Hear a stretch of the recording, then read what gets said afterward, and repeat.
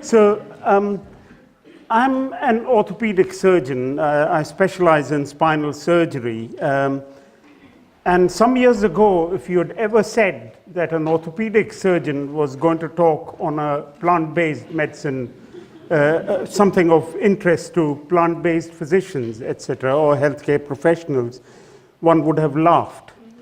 In fact, I belong to a particular species of healthcare professionals who are very carnistic, and you'd rarely find orthopedic surgeons eating a vegetable. So my journey's been quite a long one, actually, but in the sense that my family turned vegan for ethical reasons about nearly 15 odd years ago. I stopped eating meat, as did the rest of my family, about 20 years ago, but I stuck to eating fish, eggs, and dairy for several reasons. One was I thought I would get nothing to eat as an orthopedic surgeon at orthopedic dinners, etc. The second was in the belief that it was actually good for my health. And then about 3 years ago, I realized I was diabetic. I actually lost my vision because of premature cataract. And a variety of reasons. I was 25 kilos heavier than I am right now. So you've heard people saying you must lose most people should aim to lose about 5 to 10% of their weight in a year. I lost about 25% of my weight and have kept it off on a health quest through a plant-based diet. So I'm going to talk a little bit about osteoporosis and what lifestyle medicine has to do with osteoporosis. So osteoporosis just means the bones are more porous. So let's talk about what lifestyle medicine is. It's an increasing awareness of the fact that a lot of diseases are actually linked to our lifestyle. My wife and I last year, we qualified in lifestyle medicine. We've now got a diploma from the International Board of Lifestyle Medicine because of our interest in this area. So we recognize that disease models of the past don't have solutions for present-day health problems, and that's why lifestyle medicine comes in. So it depends on the patient actually taking ownership of their condition, with the physician just guiding them and coaching them along the way. It's not alternative or complementary medicine, it is foundational. So everybody should really follow a healthier lifestyle. Now, if you look at the commonest causes of death, these are the 8 commonest causes. In fact, medical and prescription errors should be third on the list. You'll get this from Michael Greger's book on how not to die. You don't see osteoporosis on that list. But yet, it causes a huge amount of fear, and particularly women these days, even girls in their 20s and 30s, literally are afraid of the word osteoporosis and often getting tested for it. And that's because there's a huge fear psychosis about osteoporosis. Osteoporosis causes a whole lot of morbidity and often mortality from these other causes, but isn't actually listed as a primary cause of death. Now, coming down to the basic bone structure or architecture, bone, contrary to belief, is a very vascular tissue. It's actually it's intimately in contact with the cells. There's lots of blood vessels. So it's a living tissue. It doesn't look as dead as a lot of people believe it is. And at the cellular level, you have 2 types of cells, osteoblasts and osteoclasts. Osteoclasts are important in taking away dead bone or old bone, and osteoblasts make new bone. So there's always a harmony between the two.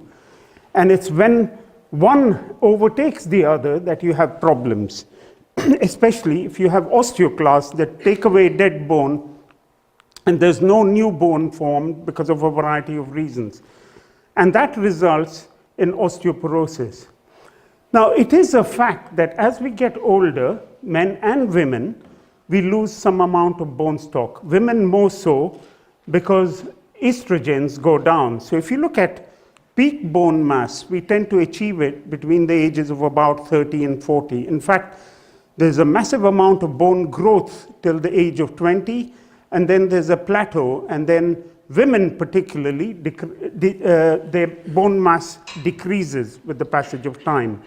So it's quite important that we try and build as much of peak mass before it goes downhill. Now, why are we actually worried? Mainly because it's increasingly common. As our population grows older, you get 300,000 hip fractures a year in the United Kingdom. Almost all of them, other than the ones who are so moribund that they wouldn't survive an operation, they all get an operation. And there's a 30% mortality, roughly, within the first year. Mainly, it results in a loss of independence and the mobility, and it's often preceded by other fractures. So spinal fractures, in particular, can be quite asymptomatic. So people can have vertebral collapse without having any pain at all. So 60% of spinal fractures may be without any pain. And this can be quite a big problem because your center of gravity tips over to the front, you can fall. And this is a huge issue if you pick it up late, because you can't reverse osteoporosis if you pick it up quite late. If you look at the risk factors, there's a variety of them. So as you can see, women are more prone to it. We blame our genes for everything, but this is one situation where epigenetics again comes into vogue. So it's said that it is carried by genes, but there are multiple genes, and how they manifest themselves depends on how we conduct our lives. So our lifestyle is particularly important there. So if you have a maternal history of hip fractures, there's much higher risk of getting osteoporosis. And all these these factors that we know, but really can't control a huge amount of. What we can control are the lifestyle factors, and I'll be talking to you about our sedentary lifestyle, because osteoporosis was really not known at the turn of the last century. It's a new disorder. So it's becoming something much more common in the 21st century and beyond. Sunlight, we'll discuss a little bit about sunlight. We don't get much of it in this country, and how to maximize the benefits of sunlight. We'll talk about dietary factors, of course, because this is a plant-based course, a conference. A bit about smoking. Smoking, as with every other area, it does result in osteoporosis. A bit about alcohol abuse, and finally fizzy drinks and other drinks such as caffeine, etc. The real problem in modern life is that we have a sedentary society. So from the time we get up in the morning, we sit on the way to work, we sit at work peering at a computer with horrible posture, and then we come back because it's been an exhausting day sitting all day, and we sit in front of the television. There's a big problem with all this, actually, because unless we change our habits and adopt new habits, there's going to be a gradual decrease in our bone stock. And the main reason for that is this German anatomist who told us that if you load bone, it becomes stronger. So if you do weight-bearing exercise, bone becomes stronger. It's as simple as that. So this is what osteoporotic bone looks like. So you have big porous bone, so it looks a bit like blotting paper. There's a bit of the matrix there with the cells and the collagen, etc. This is normal bone, this is osteoporotic bone. So you have big lacunae. And for those orthopedic surgeons who have to put screws into this kind of bone for a variety of reasons, let's say somebody fractures it, we know it feels like blotting paper, and we know our screws are going to fall out. So the way to improve your bone stock is to load it. So if you look at this group of people, people in India who are in tea gardens, for instance, they're getting a lot of sunlight, they're loading their bodies with weight-bearing exercise. They wouldn't really suffer with osteoporosis, even though they don't absorb much sunlight because they have pigmented skin. Skipping is an excellent exercise. So that sudden jolt when you jump up, or you do a burpee or skipping, it stimulates your bone. I advocate strongly that women who are particularly lighter in weight, because again, this is one of those few areas where being slightly heavier actually helps your bone stock, because you actually load it. I'm not suggesting you get into the range of obesity, but you can load your body by putting ankle weights or a simple jacket when you go out for a walk. That would help load your... so I get a whole lot of parents who are worried that their children are getting backache because they carry heavy bags to school. I would say that protects them against osteoporosis. The reason they get backache is they are sedentary the rest of the time. They're carrying only a bag and then sitting in front of the television often. Now, if you have this kind of a lifestyle where you're lifting weights even when you're older, you're hardly likely to suffer with osteoporosis.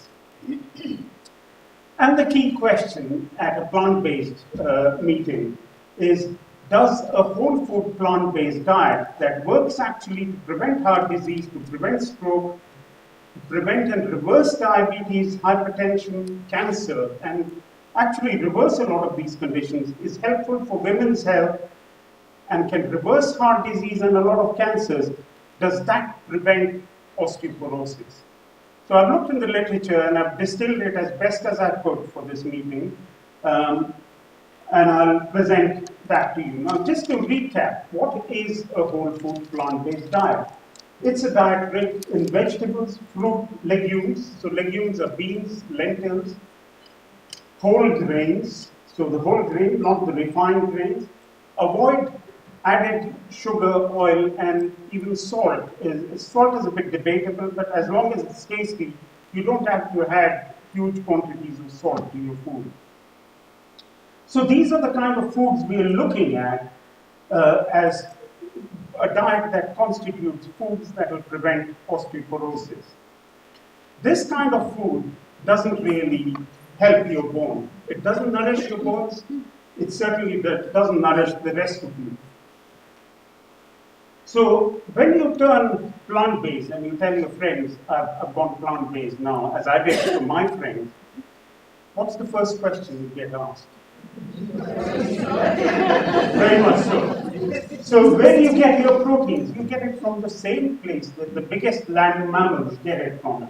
So giraffes, elephants, rhinoceros, hippopotamus, the gorilla, they get it from the same source. And the second question, when you say, I don't even have milk actually, is where do you get your calcium from? Well, you actually get it again from the same source that the cow gets it from, namely from plants, which get it from earth. So there is no, so this is the classic picture of no meat at all. Are you sure you're getting your protein?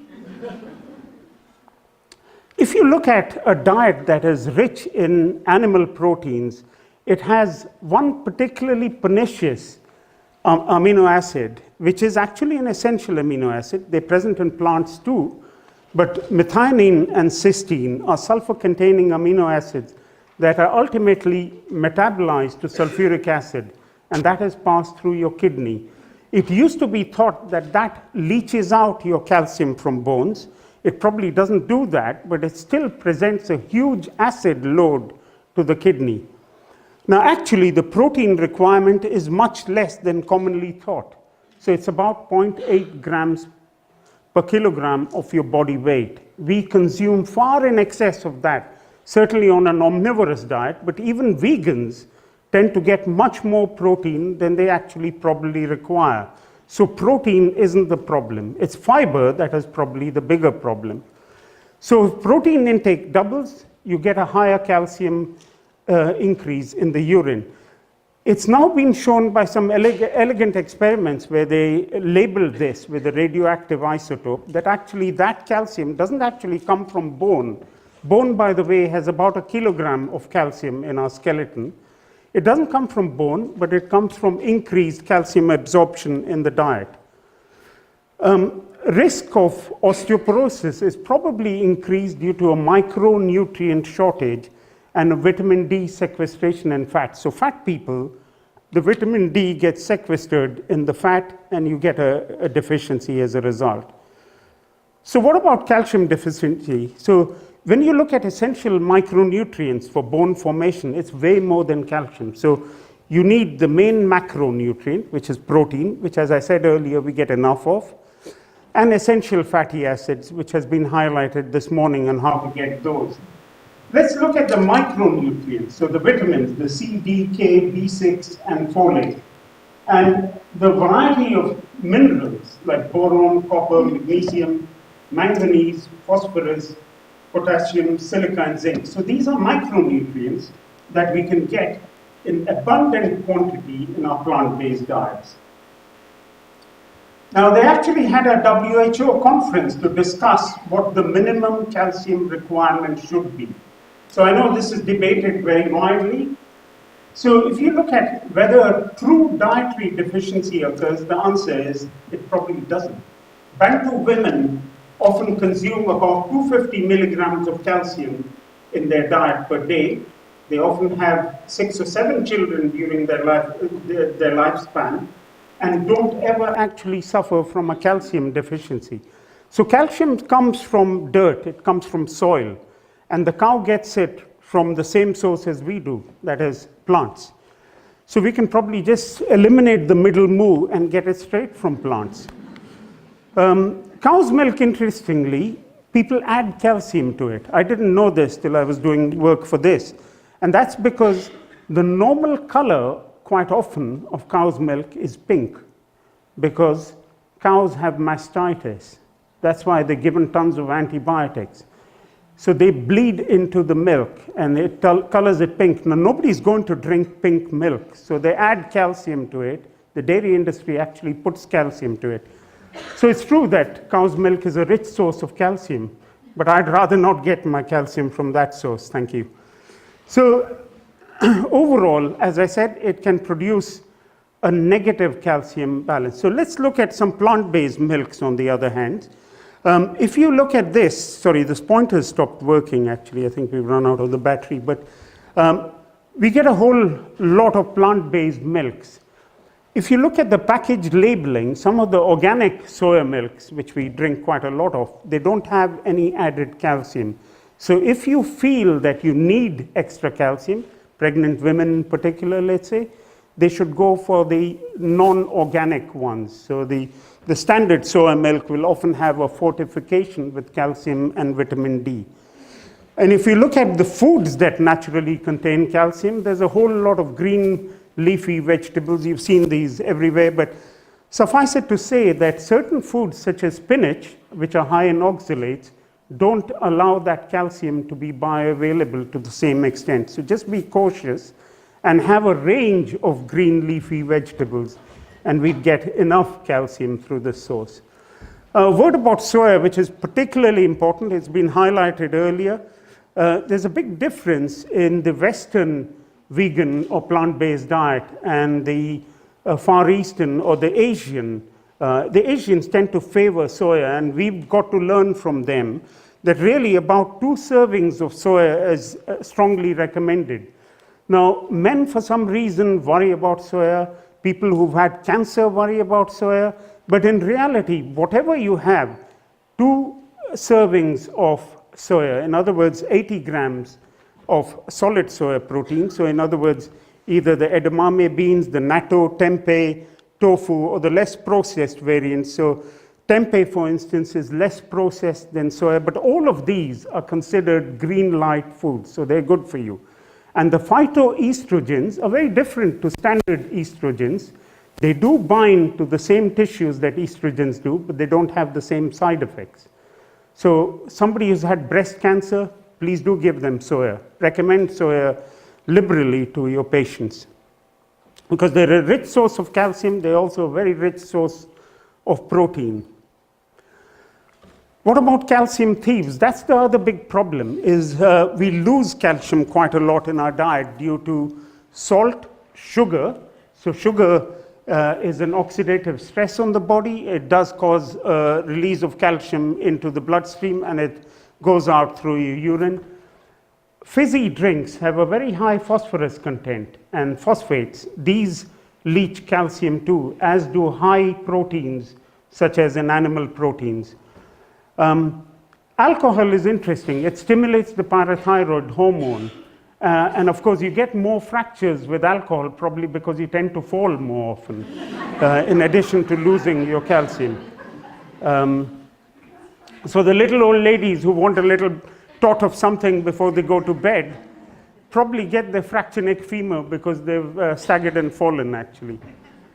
So this was an interesting BMJ editorial that I came across from Andrew Gray and Mark Boland, very respectable journal, July 2015, who looked at a meta-analysis of trials with 12,000 participants with calcium supplements, because we all want these calcium supplements because we believe whatever else we do, if we add some stuff into our diet, it will go to the right place. But in fact, it goes to the wrong place, and 30% higher risk of myocardial infarction has been described by these authors. And they said it could be because of vascular calcification and clotting. So if you eat an inflammatory diet, particularly rich in animal proteins, and you have inflammatory substances in your bloodstream, the calcium could go straight to your arteries. So there's a need for reevaluation of suggesting that we use supplements. And if you look at dairy consumption all over the world, so the Finland, Sweden, the Netherlands, which have a very high dairy consumption, higher rate of fracture neck femur.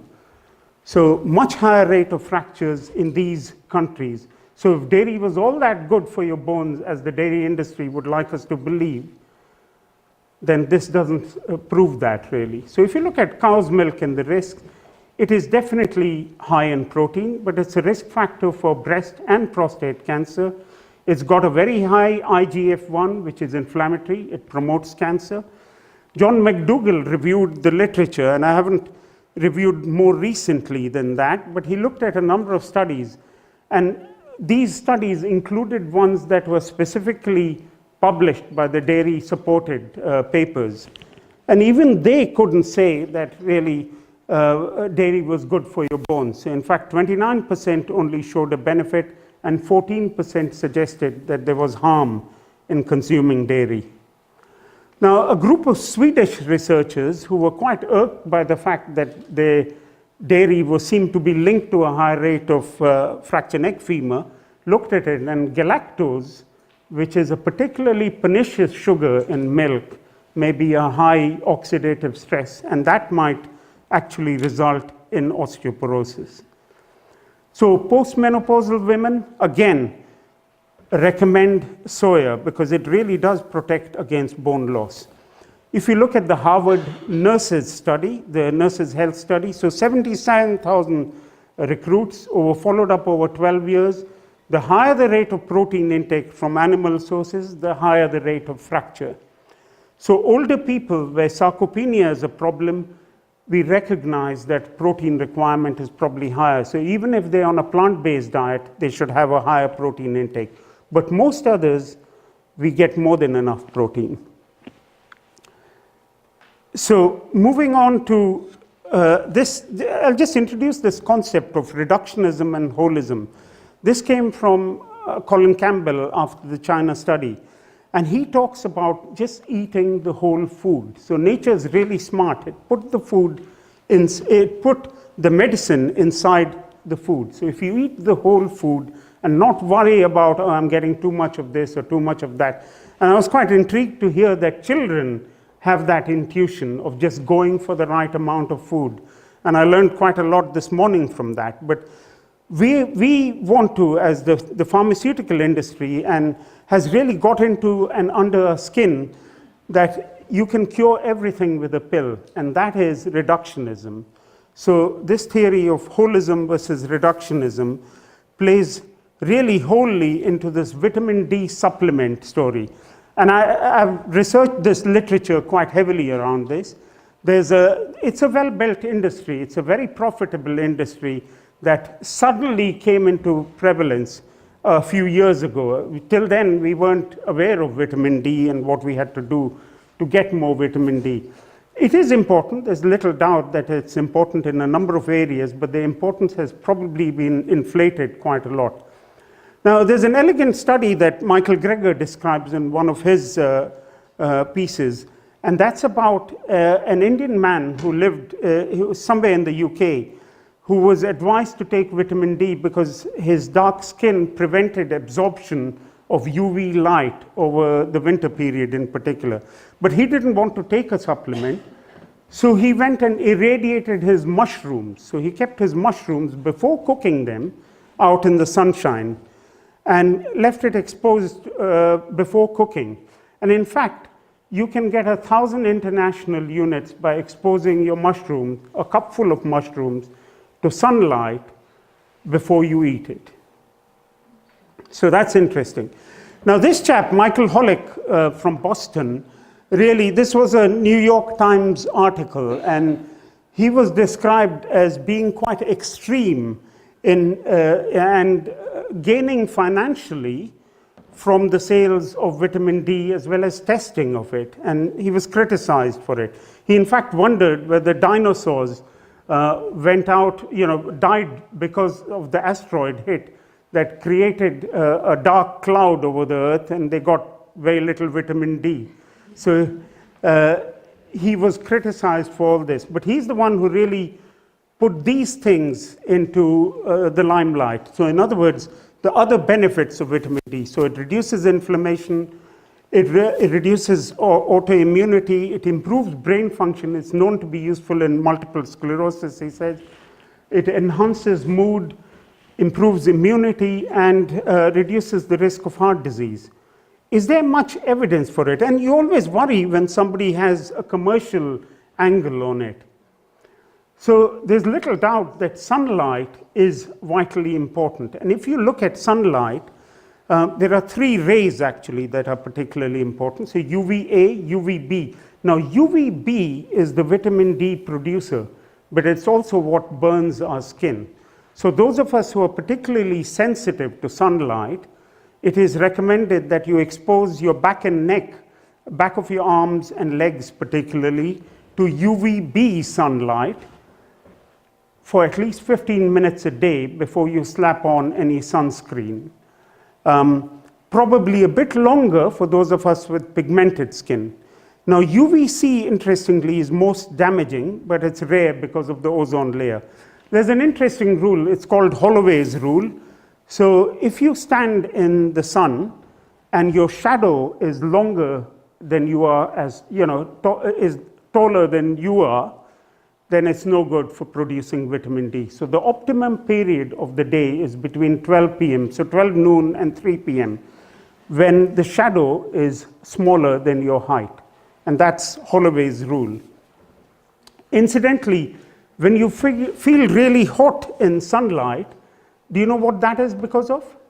That's not because of ultraviolet rays, it's because of infrared. So you get hot because of infrared rays. Now what about glass? So if you sit in your car and you feel really warm, it's doing no good to your vitamin D levels, or getting it through your windows is no good. So you actually have to be out and about, and it's an evolutionary thing, I guess. And as I said earlier, if you just put mushrooms out before you cook them, because British mushrooms particularly are grown in the dark. There are mushrooms grown, wild mushrooms for instance, which get sunlight and they are rich as a source of vitamin D. In fact, most food, even animal foods, are very poor in vitamin D, other than perhaps fish and fish liver oils, which have their own problems, and I wouldn't recommend those. But even animal sources are not really rich in vitamin D. So if you look at cancer and vitamin D, it's widely emphasized that exposure to sunlight causes a lot of cancers. But in fact, the number of cancers it probably prevents because of the role of vitamin D. Vitamin D receptors have been formed ubiquitously in our body, so it's present in a lot of tissues. But there's actually no studies that have been proven with regard to cancer prevention as such. Now, this is a bit of a bugbear with me. This is the DEXA scan.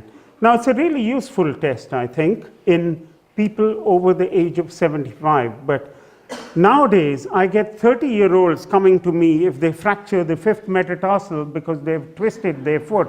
They want a DEXA scan. The problem is that in lighter, younger people, especially those with a slender build, you get erroneous results. And it causes a huge amount of anxiety if you get a DEXA scan result that comes out somewhere between these numbers. I won't dwell too much on it, but suffice it to say that it does give us an idea of whether certain medication is working for osteoporosis, but otherwise should have the role that NICE has intended it for. So it's not really a true measure of bone density. Denser appearing bone is not always stronger. It's useful for people, as I said, above the age of 75. And really, this fear psychosis of osteoporosis was created by the drug industry when they found drugs that could actually help it.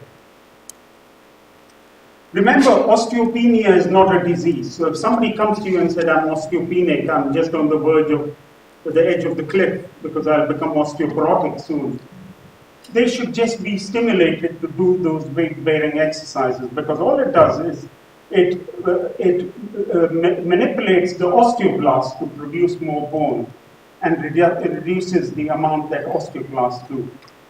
I think our focus should be on falls prevention. A number of measures we can do in the elderly to stop them from falling. One of the bigger things is, of course, exercise to prevent sarcopenia. So resistance exercises, exercises that allow weight bearing. So these are the things that we should stimulate our patients to do. So if you do strength training exercises at least twice a week, in addition to your usual half an hour of brisk walking, that is good enough to stimulate your bones to improve your muscle strength and prevent falls.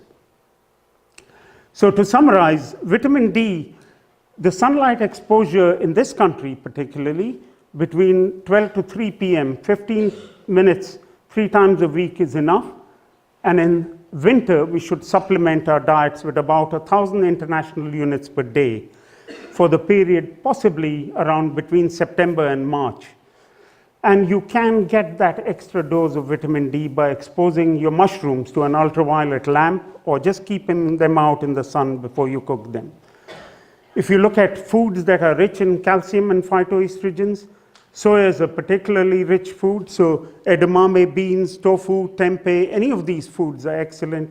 2 servings a day or 160 grams a day is adequate. Now, the key thing is to prevent bone loss, so avoid alcohol and coffee. Coffee, for some reason, in women is worse on bone, so avoid more than a single or perhaps 2 coffees a day if you're a woman. Fizzy drinks and junk food definitely allows for a much more bone loss. So dairy is unlikely to help with bone strength and has greater risks on health, heart health and cancer. So go away with the key message that if you eat a whole food plant-based diet and you eat clean, it improves your bone and your health. And of course, if you remember the Eat Lancet guide that we had recently about planetary health and food for all, it is a food that is really good for the environment, for the planet, for food for everybody, and is of course kinder to animals. Thank you very much.